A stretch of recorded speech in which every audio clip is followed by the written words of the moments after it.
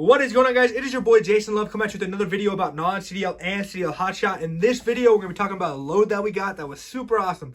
So stick around, guys. Let's get to the intro. We'll be right back.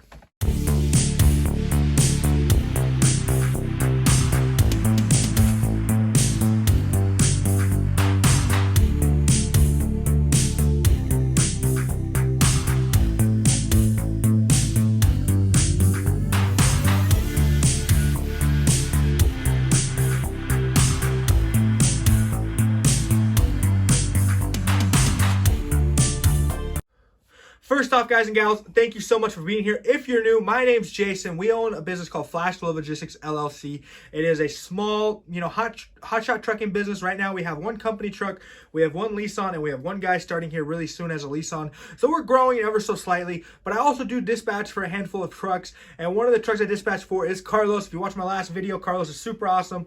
We ended up booking another load for Carlos, another one that was actually paying really good. And I want to kind of talk about that with you guys as well. The reason I make these videos isn't really to brag, but it's more to tell you guys or to show you guys kind of some of the loads that we're taking, the loads that are out there right now. These are kind of highlights, right? It doesn't happen all the time, but when stuff like this happens, it kind of helps you understand more the freight market, helps you understand more like leverage, helps you understand more basically all of that, right?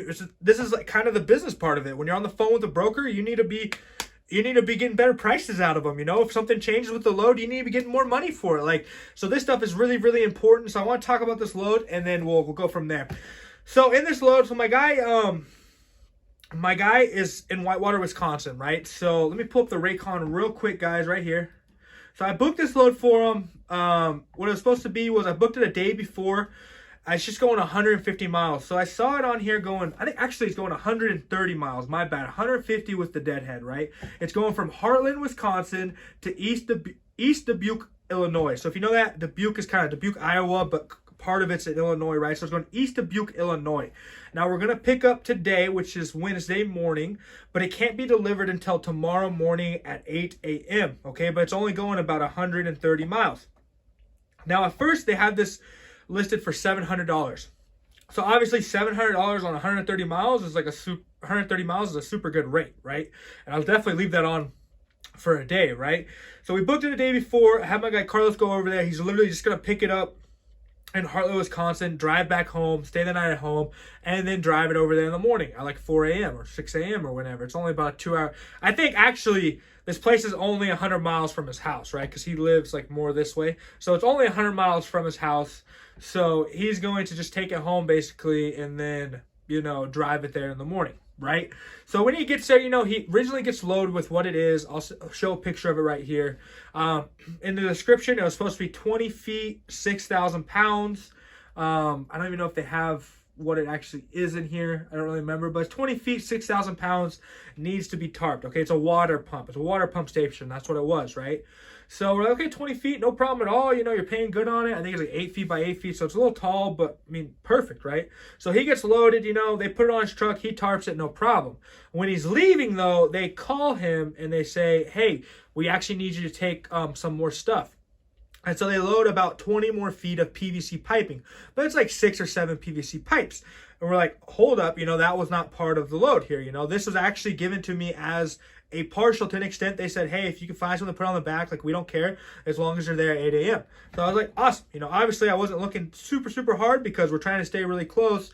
It's paying really good already. It's not a big deal for us. He's only going 100 miles or 130 miles. So they call him back, right? They put the PVC pipe on, and I'm like, okay, let me call the broker. So I call the broker. I say, hey, man, we're here. We're getting loaded. We got loaded with the original, but then they end up putting some more stuff on us. They said they'd compensate us. What are we going to do? And the guy's like, oh, no worries. Let me talk to him real quick. So they all got in contact, and then he calls us back, and he's like, how much more would you guys need? And already this load is paying $700 on 130 miles already, right? So it's already a super good rate. And so, we're kind of talking a little back and forth, talking about numbers. And I said, hey, man, give us $400 more, $1,100, and we'll definitely, it'll be no problem. He's like, I think that's fair. And I'm like, awesome, let's do it. So we end up booking the load, finishing the load out, $1,100 on 130 miles. Now, I'll put up the scale ticket, but this was supposed to weigh 6,000 pounds. Excuse me, I think Carlos weighed 21,000 and some change. So, I mean, definitely a non-CDL load. But one thing I learned was the importance of having a 40-foot trailer, right? So if we would have rolled up and we didn't have a 40-foot trailer, we probably would not have been able to take this load because, you know, the 20 feet plus a PVC pipe, it would have been too long. We had to cancel the load, right? But we end up turning a good load into a great load.